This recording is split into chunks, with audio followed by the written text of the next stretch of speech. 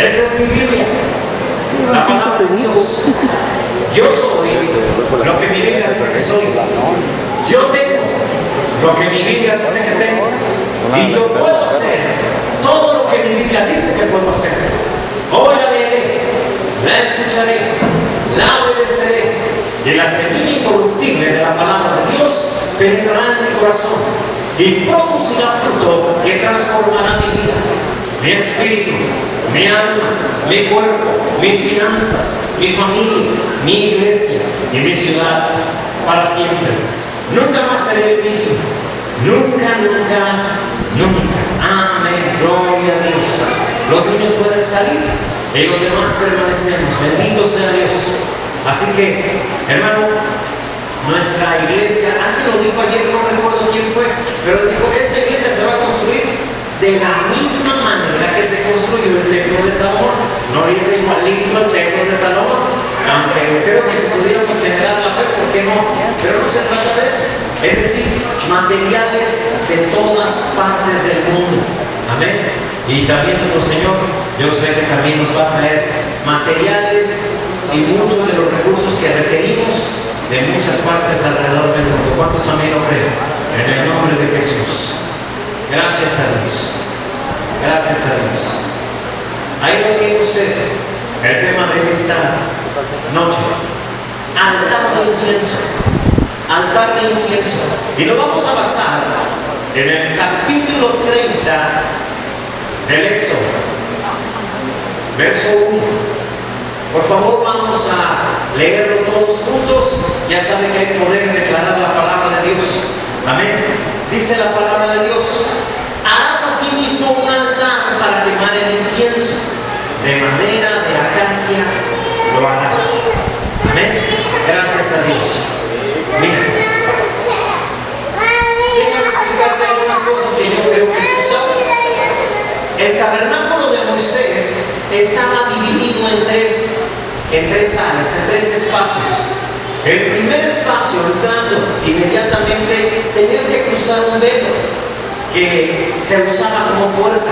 Este velo, viniendo del exterior hacia el interior del tabernáculo, ese velo se llamaba el camino. Inmediatamente que pasabas ese velo, que se llamaba el camino, te encontrabas en la entrada un altar de holocausto, un altar de sacrificio. En ese altar era donde degollaban a los animalitos que eran ofrecidos en sacrificio. Te lo he explicado muchas veces. Se tomaba un corderito, se ponía sobre el altar, estando vivo todavía el corderito, la persona que lo presentaba ante el sacerdote hacían una declaración y decían: mis pecados sean sobre este inocente y su inocencia sea sobre mí. Una vez dicho esto, el sacerdote degollaba al corderito, la sangre caía en el altar. ¿Sí? Tenía una especie, la Biblia le llama cuernos, ¿sí? Unas esquinas que se doblaban hacia afuera para que lo que se manchara el sacerdote limpiara ahí sus dedos. En cada esquina había uno de estos cuernos para poder limpiar los dedos de la sangre del sacrificio. Allí mismo se quemaba el corderito, ¿sí? Hasta hacerlo ceniza.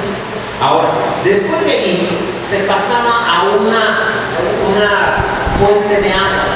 Ahí era donde se lavaba el sacerdote. Esa fuente de agua tenía un espejo en el fondo, de tal manera que el sacerdote se fijaba si había quedado manchado y se lavaba. Una vez que entraba de ahí, entraba al lugar santo. Este es el segundo espacio. Amén. El segundo espacio del que te hablamos. Son tres espacios. En el primero dijimos que el primer velo se llama, ¿cómo? ¿Alguien recuerda? El camino. Se encontraba el altar del holocausto, el altar de sacrificio. Esto representa la cruz de Cristo, porque allí era donde se sacrificaba el cordero. Después seguía una fuente de agua. Esta fuente de agua que te dije, donde se lava el sacerdote, representa la palabra de Dios. ¿Qué quiere decir esto? Que la palabra de Dios te limpia. Amén. ¿Con qué limpiar el joven su camino? Con guardar tu palabra, dice la Biblia. En segundo lugar estaba el lugar santo. Este lugar santo también tenía una puerta que también era un velo, y este velo ¿sí? Se llamaba La Verdad, así se llamaba el velo. Inmediatamente entrabas, vamos a suponer que ahí está el atrio exterior, el altar del holocausto o altar de sacrificio, inmediatamente estaba la fuente de agua y entrabas al lugar santo y en el lugar santo te encontrabas un candelero de oro, el cual representa al Espíritu Santo, alumbraba el lugar. Amén. ¿Cómo se alumbraba? Con aceite de olivo que era puesto en cada uno de sus brazos y constantemente se estaba quemando de tal manera que mientras hubiera aceite había luz dentro del lugar.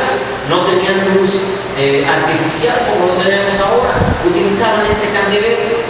Esto estaba del lado izquierdo. Vamos a suponer que la plataforma aquí, el altar que tenemos nosotros, de ese lado se encontraba el candelero. Exactamente del lado derecho, disculpen la espalda, pero tengo que ejemplificar que se encontraba una mesa. Esta mesa tenía 12 panes. Los panes no contenían levadura, ustedes lo recuerdan muy bien también. Y esa mesa también representa el alimento del creyente, que es la palabra de Dios. Amén. Finalmente, al fondo, antes de entrar al lugar santísimo, te estoy hablando acerca del Antiguo Testamento, se encontraba un altar de 90 centímetros de alto, más o menos, por diámetro, más bien tenía cada lado, sus 4 lados de 45 centímetros, algo muy pequeño. En ese altar había incienso. ¿Qué te digo con eso? Que antes de poder entrar al lugar santísimo, porque allí se encontraba otra puerta que también le llamaban velo, ¿sí? Y este último velo se llamaba la vida, de tal manera que el portón sería el primer velo que llamamos, ¿cómo dijimos? El camino. Aquí antes de llegar al lugar santo había otro velo que llamamos este velo también se llamaba la verdad. Y finalmente había otro velo que era la vida. Atrás de ese velo se encontraba el arca de la alianza, o el arca del testimonio, o el arca de Dios. Amén. Lo que simbolizaba la presencia de Dios. Te he platicado en varias ocasiones cómo este lugar no podía entrar cualquiera, solo entraba el sumo sacerdote.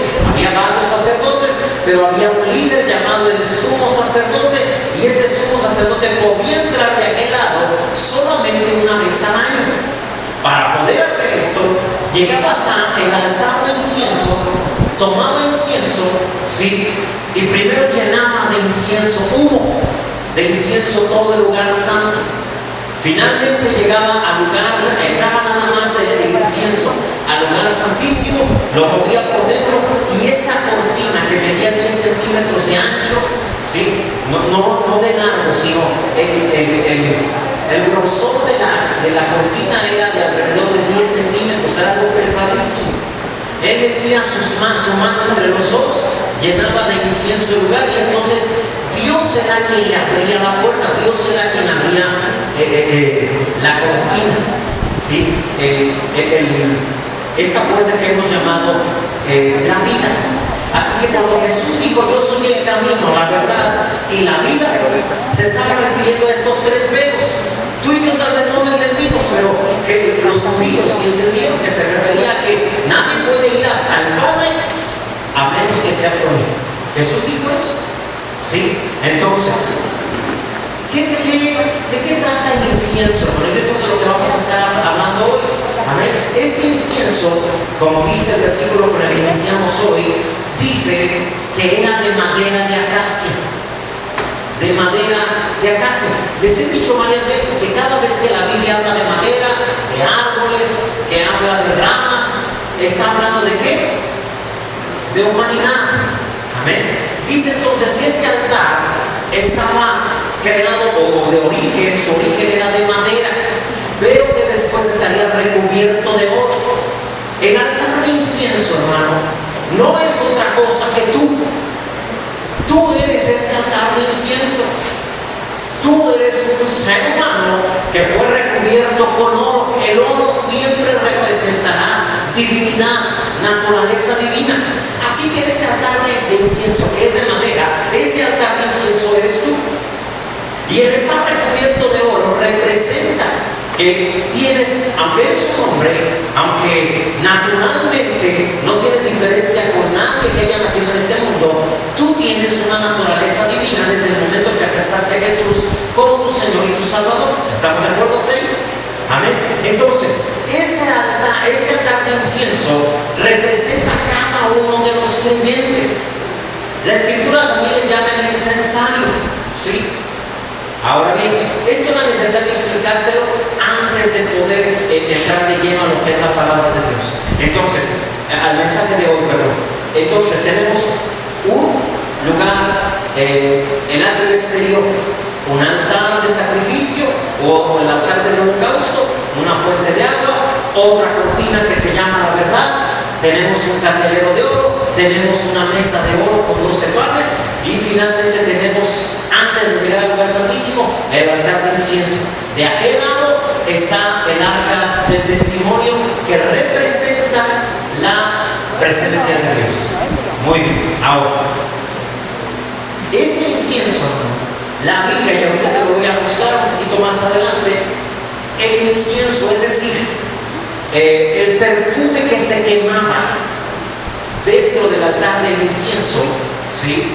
O la sustancia que se quemaba en ese altar, representa tus oraciones, representa la oración del pueblo de Dios, pero también representa la oración. En un momento más te lo voy a demostrar. Amén. Es decir, antes de poder entrar a la presencia de Dios necesitas incienso, oración, adoración. Amén. Por eso es que cuando iniciamos nosotros los servicios, iniciamos adorando. No es porque lo hacemos para entretener a los que llegaron temprano mientras llegan los que van a llegar tarde. O sea, no es para eso, sino porque queremos entrar a la presencia de Dios. ¿Cuántos vinieron con ese propósito de entrar a la presencia de Dios? Amén. Para eso se necesita oración, pero también se necesita ¿qué? Adoración. Por eso es que iniciamos alabando y adorando al Señor. ¿Qué estamos haciendo? Estamos llenando de humo este lugar de incienso para que el Señor nos abra su presencia y podamos entrar sin ningún problema. Amén. Ahora bien, a veces, hermano, en cuanto a la oración, llegamos a pensar que la oración está descuidada o como que está descontinua. Y la verdad es que hablando de la verdadera oración, la oración que habla la Biblia, la verdad es que sí es cierto. No hay muy buena oración en las iglesias o en la iglesia de hoy. Estoy hablando de todas las iglesias cristianas. Sin embargo, la oración como tal permanece. Es decir, tal vez no sea muy buena, pero todo ser humano ora. Aún el más ateo en el momento del accidente grita: Señor, ayúdame. Sí, perdóname. Yo no sé si tú habías oído hablar de Voltaire, un hombre que se dedicó toda su vida a hablar en contra de la religión, en contra de Dios, diciendo que no existía. Un día, cuando estaba en el hospital, el médico que lo atendía y la enfermera que lo atendía tuvieron que salir del cuarto porque no aguantaban los gritos de este hombre diciendo: Dios, perdóname, ayúdame. ¿Sí? Y eso que toda su vida se pasó negando a Dios y finalmente murió. Pero en esos últimos días, incluso él, que se oponía totalmente a la existencia de Dios, clamó al Señor, es decir, hizo oración. De la misma manera, en muchas partes del mundo, ¿sí?, la gente ora, tal vez ora mal a un Dios que no existe, que no es real. Tal vez lo hace de una mala manera, con malas intenciones, sin pureza en su corazón. Pero todo mundo, en toda cultura, no importa de quién se trate, alguna vez ora. Amén. Así que, en medio del dolor, en medio de la tristeza, del problema, todo el mundo grita: Dios mío. No, nunca te pasó en ese tiempo que tú decías: a lo mejor ni existe Dios, a lo mejor ni es real. Bueno, algunos todavía siguen pensando eso. Todavía te sigue pasando. Créeme, yo creo, hay un momento en que esto ya lo dejas atrás.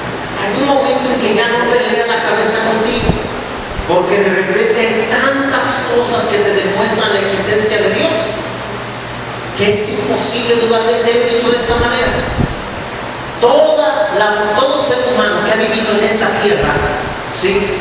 Todo ser humano alguna vez ha buscado un Dios al cual adorar, al cual conocer. Y se ha encontrado tal vez un Dios falso, si tú quieres. Pero toda persona tiene la necesidad en este mundo de buscar a Dios. Puedes irte a los lugares más inexplorados y te encontrarás una cultura que está tratando de alcanzar a un Dios que él se imagina, que él piensa. Hay algo dentro del hombre que lo lleva a buscar a Dios. Esa es una evidencia de que Dios existe.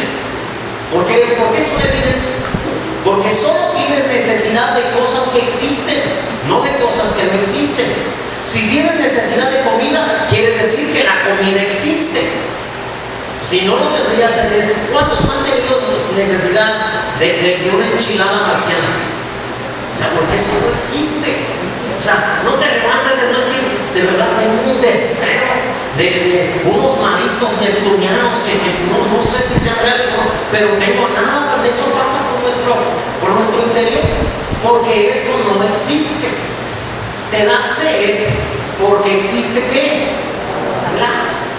Por eso es que tienes necesidad de algo. Sí, el bebé no entiende qué necesita, pero él sabe que necesita que algo pase por sus labios, y eso le indica que existe algo para esa necesidad.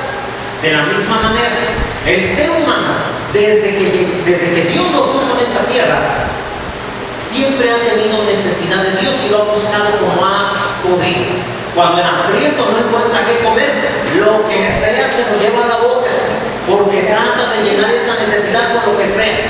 De la misma manera, el ser humano, como necesita a Dios, llega alguien y le dice: ¿sabes qué? Si naciste de esta fecha a esta fecha, entonces tú perteneces a tal estrella y en tales meses te puede ir bien, ¿verdad? Y la persona lo acepta eso. ¿Por qué? Porque tiene una necesidad de las cosas espirituales. Amén. Y se come lo que sea. Le dice: mira, si te cuelgas esta piedrita azul, no, hombre, te va a ir muy bien para el dinero. ¿Cómo vas a tener de dinero? Y ahí anda con su piedrita azul colgando. Porque como tiene necesidades espirituales, entonces lo que le ofrezcan lo toma. De la misma forma como de repente andan con su piedrita roja, y eso para tener buena suerte en el amor. ¿Sí? Yo conozco a varios que casi se cuelgan una roca, un cajete rojo y le toman así. Pero bueno, eso ya es otra cosa. Ahora, todo mundo también tiene la necesidad de orar. No sabemos por qué. Empieza a temblar y hasta el más incrédulo le puede decir: Dios, ¿qué pasa? Ayúdanos, que no nos dejes morir, Señor. ¿De dónde nació eso? De su interior. Es como si dentro de nosotros tuviéramos la necesidad de clamar. ¿Alguien se ha dado cuenta de eso? Puedes decir que no amas a Dios, pero nomás deja que se enferme uno de tus hijos y no sepan qué es. No, hombre, te vuelves creyente, pero rápido empiezas a clamar al Dios aquel que tú pensabas o que tú decías que no existía. En los momentos de peligro buscamos a Dios, en los momentos de adversidad buscamos a Dios, y cuando estamos a punto de morir también buscamos a Dios. Es impresionante la cantidad de ocasiones que los seres humanos buscan a Dios, a veces equivocadamente, pero si se tiene una necesidad de Dios, esta necesidad es implícita al ser humano. Y como te dije, esto también es una demostración de que Dios existe, porque nunca deseamos lo que no existe, solo deseamos lo que existe. Amén. Entonces, este anhelo de Dios que tenemos en nuestro interior nos presenta, sí, que la oración está en el instinto de sobrevivencia de la raza humana, sí, de la especie humana. Ahora bien, con esto te estoy diciendo que aunque alguien ore equivocadamente, esto nos habla de que Dios puso en el interior de cada uno la necesidad de buscar. Estamos aquí para que le busquemos. Amén. Ahora bien, Nadie te tiene que hablar acerca de que tienes que comer, ¿verdad? Ya llevas unas semanas sin comer y alguien que te diga, oye, de verdad tienes que comer. A nadie nos tiene que decir eso. ¿Sí? Al bebé no le tienes que recordar, no sabe hablar, no puede caminar, no sabe nada de nada, pero él en cuanto nace dice, ya llegué y ya hay que comer casi en su llanto, ¿verdad? Con su balbuceo. Si pudieras identificar qué está diciendo, diría, y ya está la cena, ya está el almuerzo, porque llegué con un hambre bárbaro. ¿Sí? Entonces no tienen que avisarle, no tienen que pedirle. Así es la oración también. Es muy semejante con la comida. Es un anhelo eterno que te hace clamar cuando menos piensas. ¿Alguna vez te has tenido mucha hambre cuando menos esperabas? No tuviste que recordar, no tuviste que andar viendo la hora. Es más, el hambre fue la que te recordó que era tiempo de descanso. Estabas ahí y de repente algo adentro empezó a hablar, porque de repente los intestinos hablan, ¿verdad? Como que un sapito allá adentro empieza a croar y tú dices, algo siento, ¿qué será?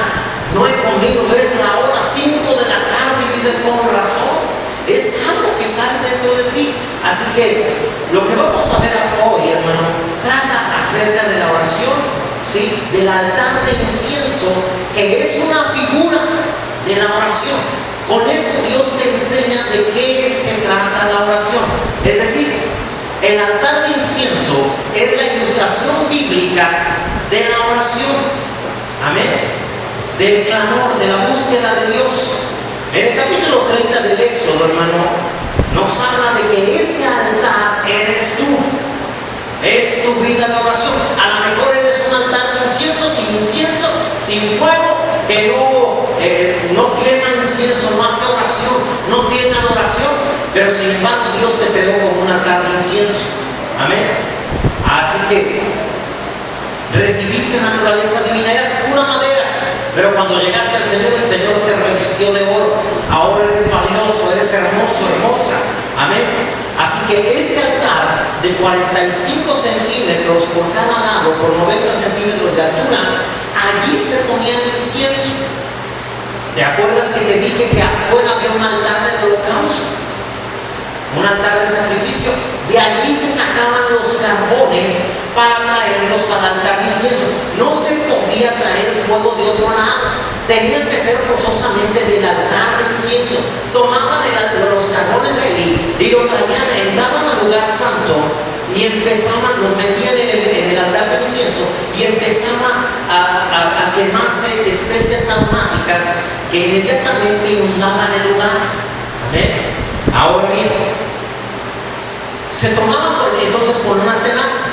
Nadie vaya a pensar que con unas tenazas se echaba en un medio para poderlos llevar hasta el lugar santo y se ponían dentro del incienso, dentro del altar de incienso, perdón. Amén. Eso provocaba un olor agradable.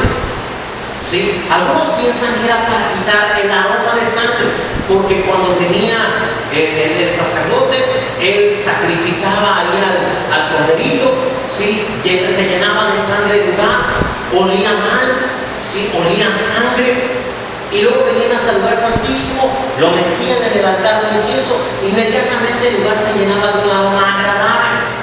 Entonces, cuando esto sucedía, ¿sí? Y habían metido también incienso dentro del lugar santísimo, Dios abría la puerta. Una vez que abría la puerta, era una manera de Dios decirle al sacerdote, ahora sí puedes entrar. Pero primero tenía que haber oración y adoración. Amén. Así que este altar de incienso es una figura de la oración con la cual tú accedes, tú entras a la presencia de Dios. Tú eres ese altar, un altar que anhela, que busca entrar a Dios. Amén. Y cuando oramos lo hacemos para eso, para que suceda eso. Amén. La Biblia nos enseña, déjame mostrarte Apocalipsis 5:8. Y cuando hubo tomado el libro, los 4 seres vivientes y los 24 ancianos se postraron delante del Cordero. Fíjate bien, todos tenían arpas. ¿Cuántos tenían arpas? Todos. ¿Y aquí cuántos tienen arpas? Pues nomás los de la guitarra y los del bajo, ¿verdad? Pero al mismo tiempo todos tenemos arpas, porque es adoración. Entonces, cuando tú estás adorando al Señor con todo tu corazón, todos nos estamos presentando delante del Señor con nuestras arpas, con nuestra adoración. Amén. Y dice, tenían arpas y copas de oro llenas de ¿qué? De incienso. ¿Y este incienso qué es? Son las oraciones de los santos. ¿Quiénes son los santos? Nosotros. La Biblia no le llama santos a una persona que vivió muy bien y luego se murió. Dios le llama santo a todo aquel que ha aceptado a Jesús como su Señor y Salvador. Le llama justo, no porque haya sido una persona muy justa, sino porque todo lo que Cristo Jesús hizo se le adjudica a aquel que aceptó al Señor como su Salvador. Por lo tanto, el Señor fue justo, entonces también se le llama al creyente justo. El Señor Jesús fue santo y por eso es que la palabra nos llama santos. Ahora bien, esto nos habla de que precisamente cuando estamos orando y cuando estamos adorando, el altar está funcionando. Cuando tú y yo nos unimos en la adoración, levantamos las manos, el altar de incienso que somos cada uno está funcionando, está trabajando, se está llenando de una nube, de un olor grato dentro del lugar. Amén. Entonces, todas las oraciones, todo el incienso, vemos que son las oraciones de la iglesia. No dicen, son la oración del santo, son las oraciones de los santos, quiere decir que es de la iglesia. Y el verso 9 dice, ¿y qué hacían? Cantaban. ¿Qué cantaban? Un nuevo cántico, un canto que nadie había escrito, que nadie antes había dicho, a ver, apréndanse a estas niñas. Todos cantaban un nuevo cántico diciendo, digno eres de tomar el libro y de abrir sus sellos, porque tú fuiste inmolado y con tu sangre nos has redimido para Dios de todo linaje y lengua y pueblo y nación. Verso 10, y nos has hecho para nuestro Dios reyes y sacerdotes y reinaremos. ¿Cuándo? Fíjate bien que entonces esto no sucede cuando ya te fuiste a la presencia de Dios. Esto sucede mientras estás vivo. ¿Estamos de acuerdo ahí también? Porque dice, reinaremos ¿en dónde? Sobre la tierra. No dice ya cuando lleguemos a tu presencia, cuando estemos en el cielo. No dice nada de eso. Entonces, ¿cuándo estamos funcionando como altar de incienso? Cuando estamos orando, cuando estamos adorando. Amén. Hace un momento en lo espiritual había una nube aquí, ¿sí? Y el Señor la estaba percibiendo y dijo, wow, olor grato, agradable, amén, incienso de gloria delante de Dios. Dios lo estaba respirando. Él decía, qué glorioso, adoración pura del corazón agradecido. ¿Cuántos están de acuerdo? Amén. La adoración, todo esto es gente que adora, que alaba. Y cuando lo hacemos como iglesia, Dios está diciendo, esto es maravilloso, estoy recibiendo glorias. Amén. Así que esto es el altar de incienso.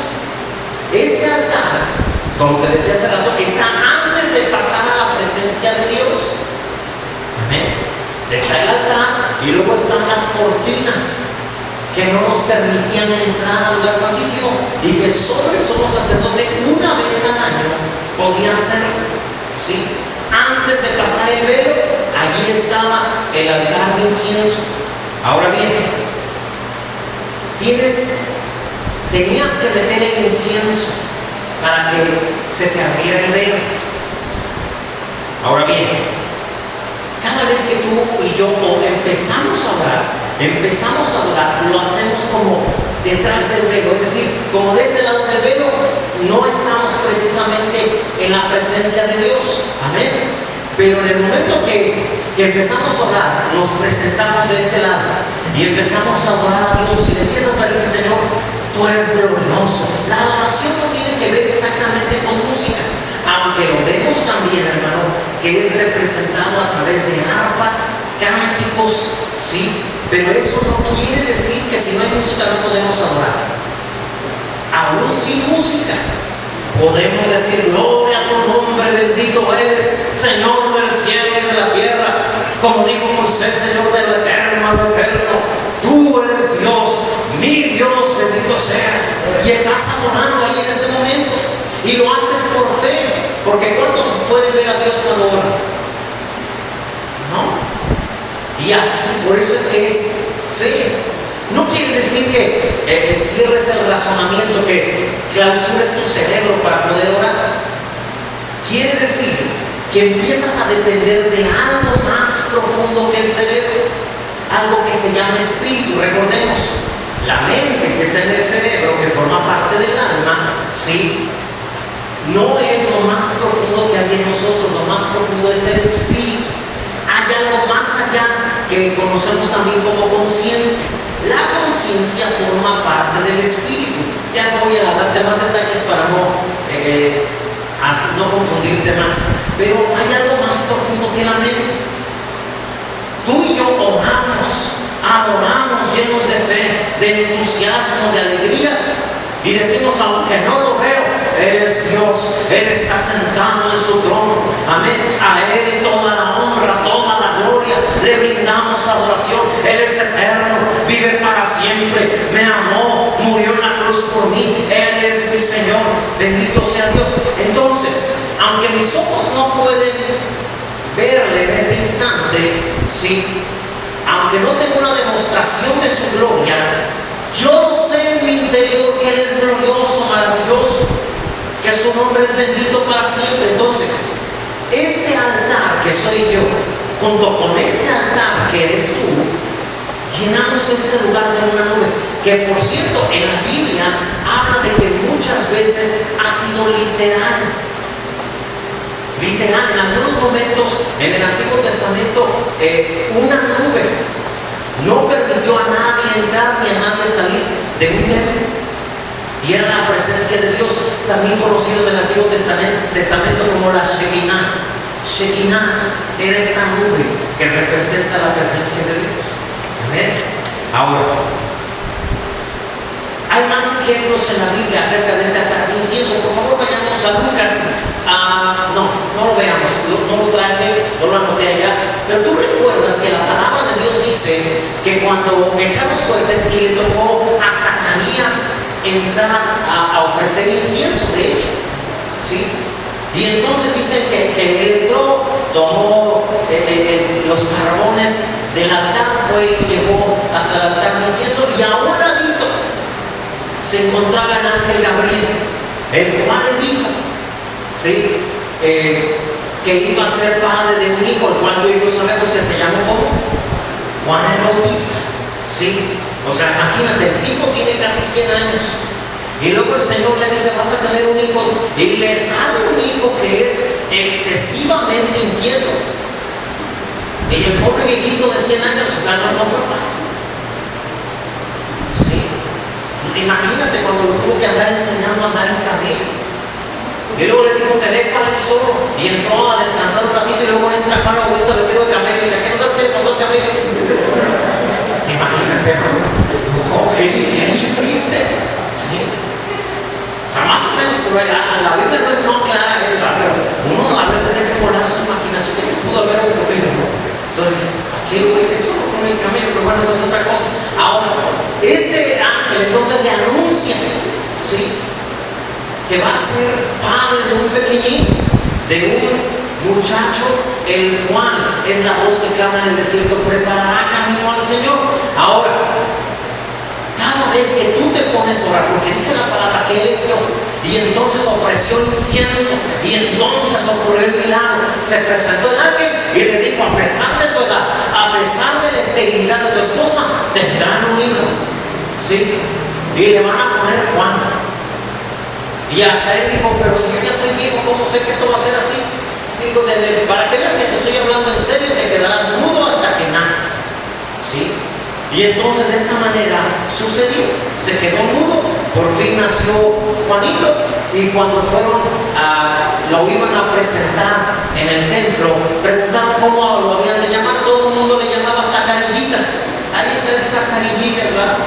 Y todo, y entonces su mamá dijo: no, le vamos a poner poner Juan. Y entonces fueron con el papá y dijeron, bueno, aquí el que manda es el papá. O al menos eso parece, ¿verdad? Pero fueron con Zacarías y dijeron, ¿cómo le vas a llamar al niño? Y él puso en una tabla Juan. Cuando él dijo esto, otra vez pudo volver a hablar. Ahora bien, ¿qué nos enseña esto? Porque cada vez que nosotros hacemos uso de la oración, de la adoración, cosas imposibles suceden. Milagros y cosas sobrenaturales empiezan a suceder en tu vida. Amén. El Señor es allí donde responde a tu oración, a tu clamor, cuando tú le estás ofreciendo incienso. Porque has buscado a Dios, porque tu altar, que es tu corazón, despidió aroma grato, incienso. Así que quiero primero enseñarte algunas cosas acerca de la oración, para que veas cómo es que podemos disfrutar, más que usar, disfrutar de esta herramienta que Dios nos ha dado para poder entrar a su presencia. Así que orar es acceder a Dios. Amén. Cuando tú oras, hermano, literalmente pasas de la tierra al cielo. Literalmente. Amén. En ese momento ya no estás en el mundo terrenal. Te lo voy a enseñar en un momento más. Sí. No oramos lo que vemos, oramos lo que no vemos, oramos la palabra, oramos lo que creemos. Cuando tú oras lo que la palabra de Dios dice, en ese momento dejas de estar en la tierra y empiezas a vivir en el cielo. Amén. Ahora bien, déjate lo demuestro, por favor, vayamos otra vez al capítulo 30 de Éxodo, en el verso 6. Habla del altar de incienso. Fíjate bien, pon mucha atención, porque yo sé que es un poco como muy técnico lo que te voy a enseñar, pero si logras captarlo, te vas a dar cuenta del gran poder que tienes en la oración. El verso 6 dice, y lo pondrás delante del velo. Es decir, el altar de incienso no lo pondrás atrás, sino lo pondrás delante del velo, de este lado, ¿sí? Que está junto al arca del testimonio, delante del propiciatorio que está sobre el testimonio, donde lo encontraré contigo. Así que todo el Antiguo Testamento te presenta el altar de incienso de este lado, ¿sí? Antes de cruzar el velo. De hecho, usaban ese incensario o altar de incienso para cruzar el velo. Pero Hebreos, que nos habla del nuevo pacto, en el Nuevo Testamento nos habla de otra ubicación ya de este incensario. Por favor, vayamos a Hebreos, capítulo 9, versos 3 y 4. Dice la palabra de Dios, tras el segundo velo estaba la parte del tabernáculo llamada el lugar santísimo, el cual tenía un ¿qué? Incensario de oro, y el arca del pacto cubierta de oro por todas partes, en la que estaba una urna de oro que contenía el maná, la vara de Aarón que reverdeció y las tablas del pacto, dice enseguida. Te está diciendo que el altar de incienso no está de este lado del velo, sino del otro lado del velo. Así que vamos a entender. O sea, en el Antiguo Testamento ibas a cruzar el velo y primero tomabas el incienso para poder entrar, ¿sí? Ahora bien, en el nuevo pacto, cuando tú vas caminando, porque recordemos que en el nuevo pacto ya no hay un velo, ya podemos acceder. Y cuando tú vas cruzando, una vez que cruzabas el velo, te encontrabas inmediatamente el altar de incienso. En el Antiguo Testamento está de este lado del velo, pero una vez que cruzabas al lugar santísimo, en el nuevo pacto, el incensario de oro está del lado interno, está dentro del lugar santísimo. ¿Qué quiere decir esto? ¿Se habrá equivocado el Señor? ¿Habrá un error en la Biblia? ¿Sí? No hay nada de error. Dios nunca se equivoca. Mira, lo que te está diciendo es, cuando tú empiezas a orar, te encuentras de este lado del velo. Pero en el momento en que tú dices, Señor Jesús, tu palabra dice, en ese momento ya estás de este lado del velo, pero todavía está el incensario. En el Antiguo Testamento no se podía entrar, por eso tenía que estar de este lado. Pero en el Nuevo Testamento, en cuanto empiezas a clamar, ya estás dentro y puedes tomar el incensario de oro que está en el lugar santísimo. Por eso es que aparentemente hay una diferencia, que incluso si tú sigues leyendo, por ahí el escritor de Hebreos dice, es muy profundo entrar en detalles ahora, haciendo esto. No, había otras cosas que explicar. Pero en la tierra, cuando tú estás en la tierra, dices, Señor Jesús, tu palabra dice, y empiezas a orar, en ese momento ya no estás en la tierra, estás en el cielo, en el lugar santísimo. ¿Dónde habita Dios? En el cielo, en la eternidad. Entonces, cuando dice Señor Jesús, en ese momento estás en el cielo, en la presencia de Dios. Amén. Ante Él, ante sus ojos. De hecho, sentado en Cristo Jesús a su diestra. Amén. Así que de repente, solamente clamando, ya estás del otro lado del velo. Ya Dios no te considera en la tierra, te está considerando ¿dónde? En el cielo. Porque el lugar santísimo todavía era lo natural, perdón, el lugar santo. Y el lugar santísimo ya era lo sobrenatural. Amén. De tal manera que cuando tú estás en la tierra, inclinas tus rodillas y dices, Señor, en ese momento pasas, estás en el lugar santísimo, ahí está el altar del incienso. Padre glorioso y eterno, bendito eres, Señor. Ahí estás, que estás haciendo uso del altar de incienso, pero dentro del lugar santísimo. Por eso es que la palabra de Dios nos dice en Efesios 1:3, bendito sea el Dios y Padre de nuestro Señor Jesucristo, que nos bendijo con ¿cuántas bendiciones?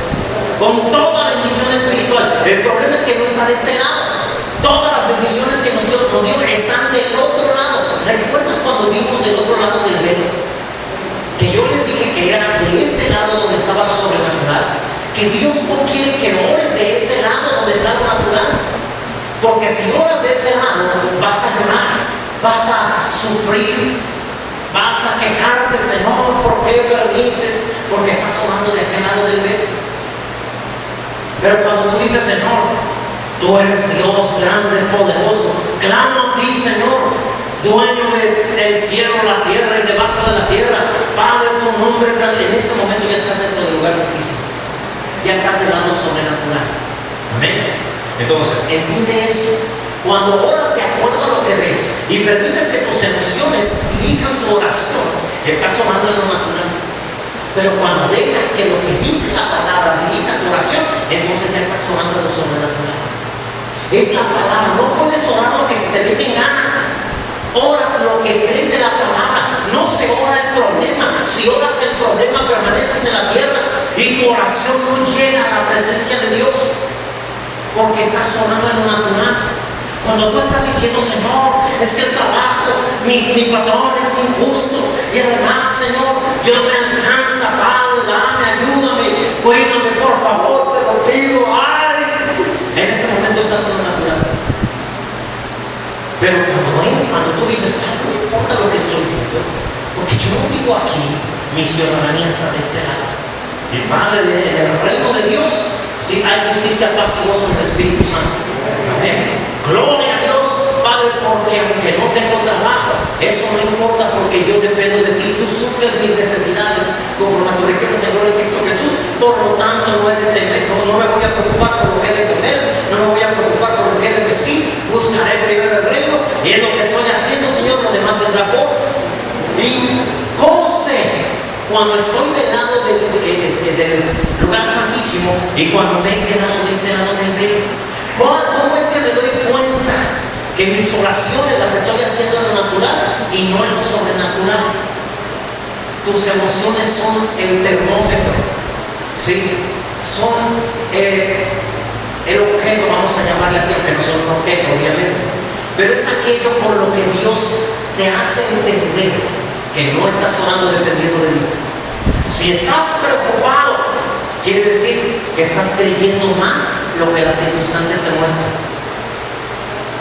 Pero cuando tú anulas eso y dices, no me voy a preocupar, espíritu de miedo fuera, espíritu de preocupación te reprende. Creo en mi Señor. Amén. Él está a cargo de mí, Él es el proveedor. Él es Yahvé Jireh. Bendito sea su nombre. En ese momento vences el miedo. Y ahora sí, toda oración debe de estar basada en lo que crees. Amén.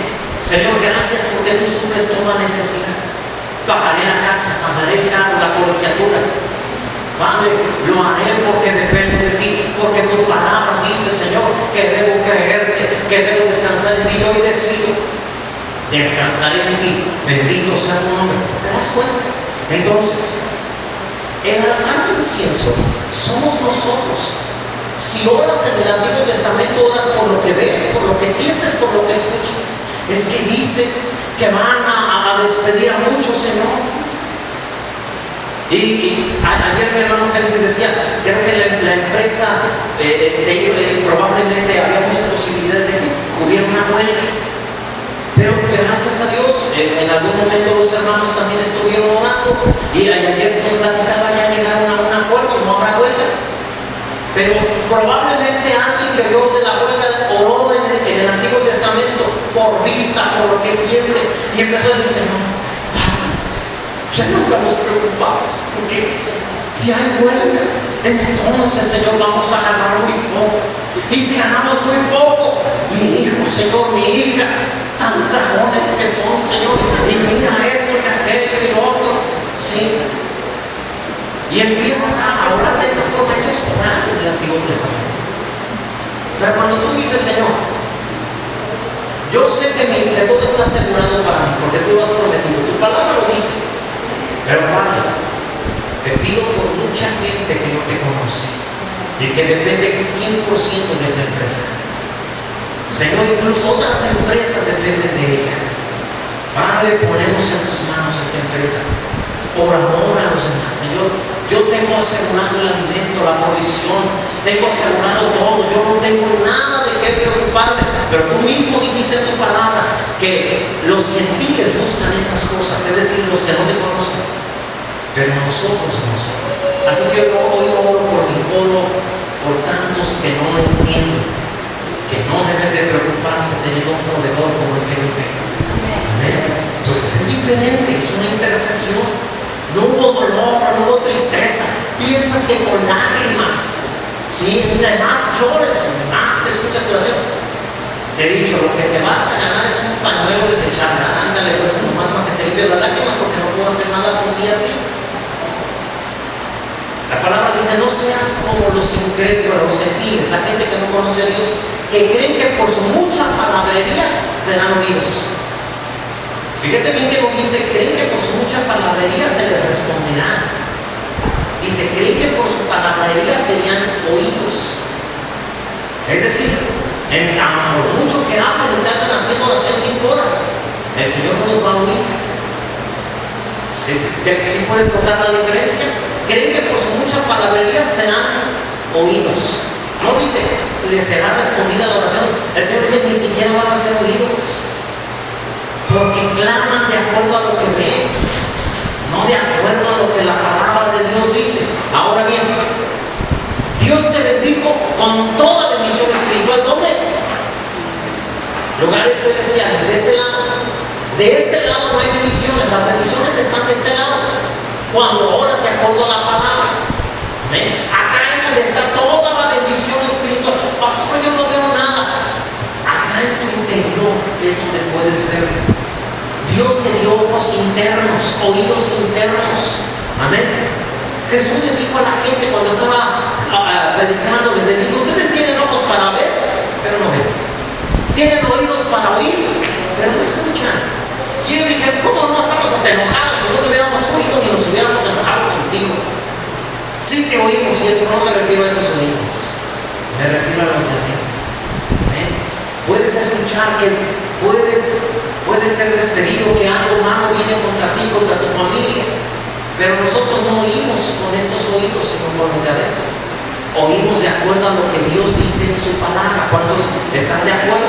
Así que cuando tú y yo entramos a la presencia de Dios, Apocalipsis dice que allí encontramos el altar de incienso. Ahí es donde debemos de adorar. Amén. Ahí es donde debemos de clamar. Ahora bien, esto es interesante. ¿Alguna vez has estado en una puerta giratoria? Que entras, pero en un momento dado tienes que seguirte de lado, no dejar que la puerta siga dando vueltas. Porque no falta también el que de repente entra y va siguiendo la puerta y va empujando. Y de repente se da cuenta que está fuera otra vez. Y dice, ¿qué pasó? Yo quería entrar. Muchos cristianos hacen oraciones así. Oraciones en puertas giratorias donde no saben el momento en que deben dejar la puerta para entrar y se siguen hasta volver a salir. Padre, porque a mí me duele ver lo que está pasando, Señor, y mira si no me ayudas, y vuelven a salir en vez de seguir y entrar. Amén. Ahora bien, tienes que entrar, permanecer adentro y luego salir con lo que viste acá. No puedes dejar aquí, salir del lugar santísimo al lugar santo y empezar otra vez a preocuparte. Hermano, pero ¿qué